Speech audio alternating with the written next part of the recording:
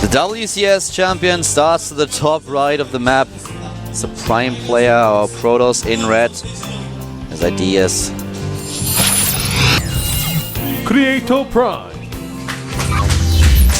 Creator Prime with a win earlier against his first opponent, against Happy. Now he's facing the second Terran player in the group, starting at the bottom left in blue for MTW.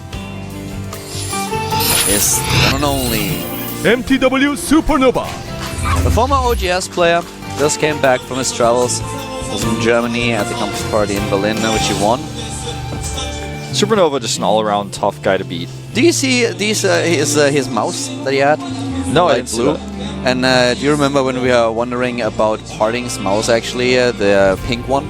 Ah, yes indeed. And I was at the style house yesterday, and I actually talked to Squiddle, because I talked to Parting as well, but I forgot to ask him about the mouse. So then I was talking with Squiddle a little bit, and I asked him if he knows. And the first thing that that Squiddle actually says is like, "Oh, Parting gay," and Parting hears it, and he's like, "No."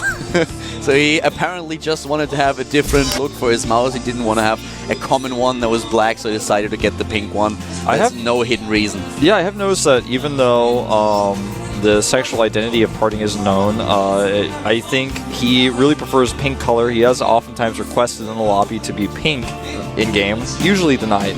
It was just so funny. You should have seen Parting's face when Squiddle started to troll him, and Squiddle had a lot of fun. Cool placement here, by the way, for SuperNova's barracks. This tricked the probe initially, made him have to be a little more creative, but he is slightly vulnerable in some ways with no wall. And this is something that could have scared Creator if he did not scout appropriately in the main base into thinking it's a 2-barracks proxy. Command Center first for some reason. So he does verify everything, though. And there is the Command Center going down on the low ground. Creator backs up, will likely throw down an Nexus. Did make the Zealot, oddly enough, though. And that may mean that he wants to put some pressure on. And we mentioned in the first game already that Creator right now has a pretty insane win ratio against Terran, and it proved to be true against Happy as well. Now he's facing SuperNova, who had quite the impressive run in the past. You mentioned the strategy that he used earlier in the first game that he had against Killer with the siege tanks. This is something that he has also shown at the campus party in Germany when he was defeating Hazo-Ops. So actually, Nomi pointed that out on Twitter earlier to me and said that Killer should have just watched those VODs most probably. So something that SuperNova or that Creator might have done in order to prepare for these games. Yeah, and plus he's had the opportunity to watch the actual live games here at the studio as well. Oh, he's going to drop his Nexus in normal timing. Back at home, SuperNova already with the double gas. Will he take a fast third gas like we saw him do on the previous map to get those siege tanks out is the question. This game is actually, to me, the most interesting in the group so far, because I think that both of those players, I personally think that they will advance out of this group. SuperNova and Creator seem to, at least to me, to be the favorites in today's group. And with the 6 players that we have, it's really hard to predict, but if I would have to choose 2 players, I would have chosen those 2. Yeah, I would say the same if I had to pick. Oh wow, this SCV barely gets denied. There is a hidden SCV at the top left for SuperNova. He may actually try to hide Banshees. It's entirely possible. Back at home, he's got a reactor going on that barracks. It's starting to seem more and more likely. Will he actually hide these? There's a Stalker. And he's trying to hide the starport. Is the Stalker going to spot it? Yeah. Oh, that is so close. Stalker's actually always see it, but he's kind of... okay, I was going to say he's just going to let it finish that. Letting it finish actually would be a cool choice, though. That was really close, though. I mean, that was in the last second. The Stalker already turning around, but making this small step to the bottom of the map, and then suddenly, boom, he sees it. If that Stalker were nearsighted, you would not have been able to see it. Yeah. That's a big concern. Stalkers, from now on, will wear contact lenses just to make sure if they have bad vision. Some Stalkers go into battle without really wearing the corrective lenses they require. That's why sometimes you see in Blink Stalker battles, sometimes they just can't quite hit. Some Stalkers need corrective lenses. Do you know what would really look stupid? Well, I know a lot of things that would look stupid, but I'm curious to see what you're going to say. Zerg units with glasses. Yeah? I mean, I can see an Overlord having a magnifying glass or whatever when he's scouting. What about an Overseer, man? When he's scouting, but that's the only exception. Overseer, man, how many glasses does he have to wear? He's got like 8 monocles. It's the Overseer with 8 monocles. Can you picture an Ultralisk with glasses? No. No, actually, I cannot. An Ultralisk with glasses reading a book. He's reading a book. It's like a massive book. He opens it with his tusks and flips the pages with, like, I don't know, his nose. There come the siege tanks, by the way, on the map now. We have SuperNova pushing out with the first medivac that will give him vision on the high ground. And Creator is going for some Immortals in order to defend against this. So SuperNova once again wants to be aggressive here.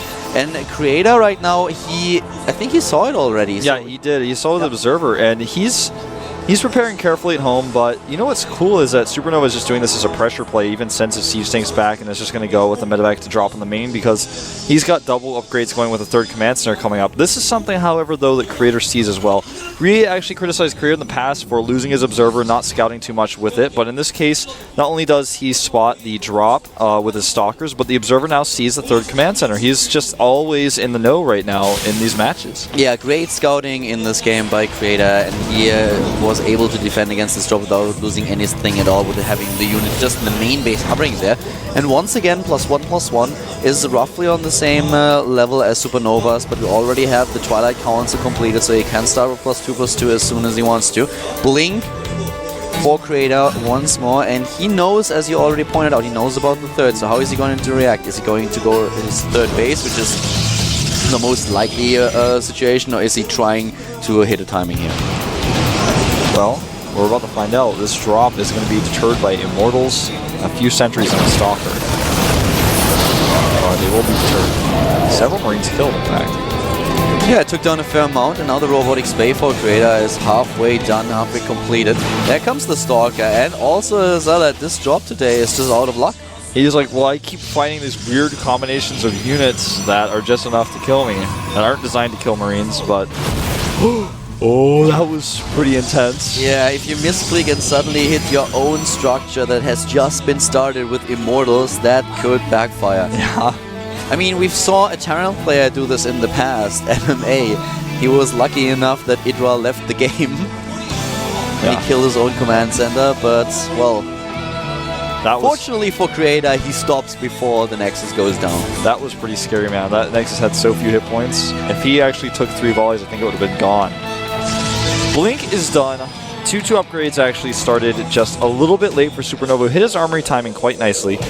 And Creator is going for 1 Colossus, and likely will be skipping the range upgrade. Medevac just barely denied once more. He could have actually killed the Medevac. He didn't have the vision on the high ground anymore. Here comes the double drop, this time actually with the Raven, and the Raven can help so much with 1-point defense drone. You can make sure that the Stalker fire has been tanked, and then you can drop your units regardless. That's actually really cool to see people doing stuff like that. We see it in TVT every now and then to drop the turrets, or stop the turrets from firing at the dropships. Meanwhile, 2nd starport goes up as SuperNova is starting to become concerned about the Colossi, and range is coming.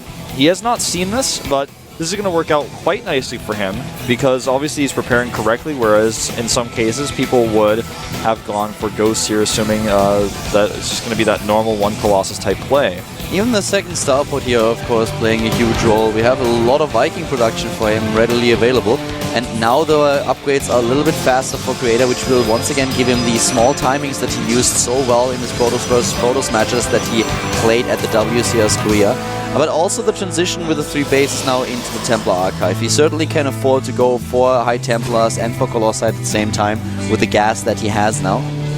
Yeah, and I think this is certainly what we will see him do. SuperNova has had his 3rd base up for a really long time, but having a Protoss on 3 bases with the gas, without, with very few resources lost and with the upgrades coming out, is going to be a problem for SuperNova. The supply here pretty even, kind of showing that Creator was behind a little bit in supply because of how many upgrades he got up, and now that he's got this 3rd base powered up and his upgrades are finishing through here, he can start so many units. His unit production is going to be insane. A small little run by here, but it will be shut down because he does not target SCVs. Yeah, SuperNova takes down the Zealots, and he currently has the first few goals on the production tab. His Ghost Academy just finished. He needs those EMP. He wants the snipes against the High Templars, and then we will see if SuperNova is able to just control those High Templar movements a little bit better than Happy was doing that earlier. because Happy really struggled against the Storms. And if SuperNova can take out those High Templars, he will be in a decent position in the fight, especially with all the Vikings that he already has ready to take down the Colossi. Yeah, and the point defense drone is going to be quite useful on this Raven. He's pulling SCVs a little bit Marine King style here. Oftentimes a Terran player will do this when he feels he's behind, and it just has one advantage that he has with these SCVs to try to win that first fight. He's trying to hit before Storm is done. And he will succeed. Storm is not done just yet, so at least this is definitely going to be successful. Will he be able to break through here, though? The ghosts are ready. He can use the EMPs here. Clustered up is Creator. The siege tanks trying to get into position. Vikings, of course, able to zone out the Protoss as well. Solo Ghost comes in and hits an EMP. Great EMP, actually. Yeah, and the Vikings actually not protected by point defense just yet. Now he drops one. Second one comes down as well. And he is really zoning him quite well here. Storm is almost done. But the first Colossi are about to die. Here comes SuperNova. There's no Storm Templar. Is ready. No Templar on the map, though, so he cannot actually use it. He cannot use the Storm. Indeed, he has to rely on the Colossi, and they are already gone. Colossi are gone. The SCV is tanking so many hits here, and SuperNova may actually break through here. The siege tanks in the back not able to fire because of the force fields. There's so many Immortals left. A few probes being pulled for a second here. Some hesitation, though. Creator doesn't have any kind of area of effect damage here except for the Archons, and the Archons are about to die. Only one is left, and Creator is down to 87 supply. It looks like SuperNova is completely crushing the Protoss play here. Everything is just evaporating. The Immortals are gone, the Stalkers too, and now the base is going to fall. This beautiful execution here by SuperNova, hitting that timing and then microing his ghost correctly, having all of his units on the concave. His siege tank's not able to fire, but that's the only thing that really hurt him. Once the force field's faded, he was able to come through here. Creator with his last stand army right now. 3-3 upgrades for him, almost done, but not quite. Again, a great timing by SuperNova. Robotic support bay is now down. He's waiting for those 3-3 upgrades, but even if he has them, I don't see him defending here. Identified a window of opportunity and put it to use. Really well done by SuperNova here. The SCV is pulled, and here's the GG. GG indeed, with SuperNova now being 2-0. Creator, 1 win, 1 loss in this group. Yeah, just kind of taking an opportunity with the SCVs and going for it. It's something that it takes a lot of guts to do. Well executed, and I think he knows as well as everyone out there that this was razor thin, the timing that he hit. SuperNova did something that a lot of Terran players have not been able to do in the recent past. He was able to take down Creator, so finally the spell has been broken. Yeah, I feel more that the spell will be broken if Seed is actually losing to a Terran, but Creator, as we already mentioned, is kind of on the same path as Seed. So right now we have the next game coming up, and it's actually between Yu-Gi-Oh! And Killer. We have a Protoss versus Zerg coming up next. And this puts Creator at a flawless, or rather SuperNova at a flawless 2-0 in this group. Looking good with using Siege Tank play. And just kind of adding that into his composition, but transitioning I feel better than anyone else ever has with a Siege Tank Banshee opening to begin with. Then just takes the third command center, utilizing the fact that the map is large. I think this must have been his plan from the beginning. If my starport idea doesn't work out, I've got the third base option with double upgrades coming through. And he just hit the best possible timing, as if he'd practiced this 1,000 times, knowing that Storm wasn't done, 3-3 wasn't done. I mean, it's crazy actually that he was able to hit that. Yeah, in the next game now with 2 players that lost their first map. We have, of course, Killer losing earlier against SuperNova, and we have Yu-Gi-Oh! Who was not able to beat Vampire. So now both of them really need to win. The only player who is looking, well, actually no player is looking at 2 losses. One of them will be the first, and we'll find out who is going to be. None of them joined the lobby so far. Yeah, they're waiting. The map is Whirlwind, though.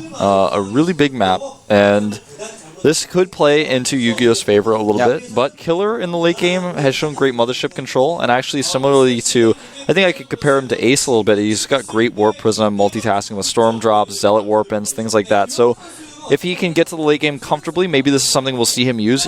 What if Yu-Gi-Oh! Does an aggressive offensive hatchery, for example, or something like this? That's something that is tough to do on a map like Whirlwind, but I wouldn't put it past him to be aggressive here. No, he definitely loves it to hit some weird timings and do stuff like that, but we'll find out if he's going to do it today. Whirlwind, as you already mentioned, is a really huge map, so a lot of options where you can go for. And we've even seen a lot of Zerg players these days, for example, Curious being one of them, starting with a very early early pool on a big map, just trying to take advantage of most Protoss players skipping the scout these days, trying to go for the Nexus first.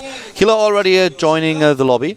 And now we're just waiting for Yu-Gi-Oh! Before we can start the game. And the group is actually looking like, well, most of the players so far have 1 win, 1 loss. Happy, Creator, and of course also Vampire.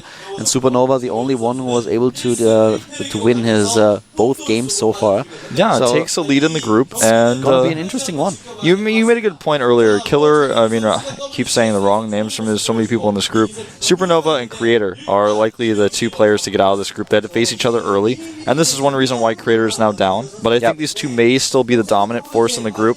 And that's why players like Yu-Gi-Oh! And Killer cannot find themselves at a deficit early on if they're facing these 2 really tough opponents. If they just continue to beat all the other players, then their scores will never match up. Exactly. Yu-Gi-Oh! By the way, has just joined our lobby, so I guess that we are going to start the game very soon. It's actually the second Zerg vs. Protoss that we have today, on a completely different map though. And Yu-Gi-Oh! Looking a little bit shaky against Vampire on the first map that they played, but, well, the first map, the only map. This is, of course, a best-of-1 system. But right now, we're just waiting for the match to be started here. And Whirlwind and Killer is ready, so is Yu-Gi-Oh! They're both ready. Map should start at any second. Yeah, let's get the party started, I guess, and then we'll find out about... I mean, basically when it gets really, really nasty in the group is when after the next break that we have. So after this match we have the third game for every single one of these players, and this is when it kind of starts to get really interesting, because if one player is already down 3 games or has 3 wins and not a single loss, then they find themselves in a perfect position to get one of the 2 spots in the group and therefore advancing to Code S. You want to dodge playing in Code A. It's just, Code A is it's really tough. It's really tough. A ton of best of 3s, a lot of preparation that goes, and if you don't win that final match, you're in the up and downs no matter what. So there's a lot of pressure on you there. And if you lose in the first round, for example, you could find yourself having to play in the Code B tournament again. Exactly. But now the game is going to start in just a few seconds. So ladies and gentlemen, get ready. Here at the GSL up and downs. We have a Protoss versus Zerg coming up. Here they are, our 2 players. Yu-Gi-Oh! To the left, in one of the meaningless Slayers jerseys, and of course starting for complexity is Killer, our Protoss player, who lost earlier to SuperNova. The MTW player looking really strong today. One of the 2 will be on 2 losses after this game. Will it be Yu-Gi-Oh! Or will it be Killer? We'll find out. Here we are, GSL up and downs with Karl and Wolf.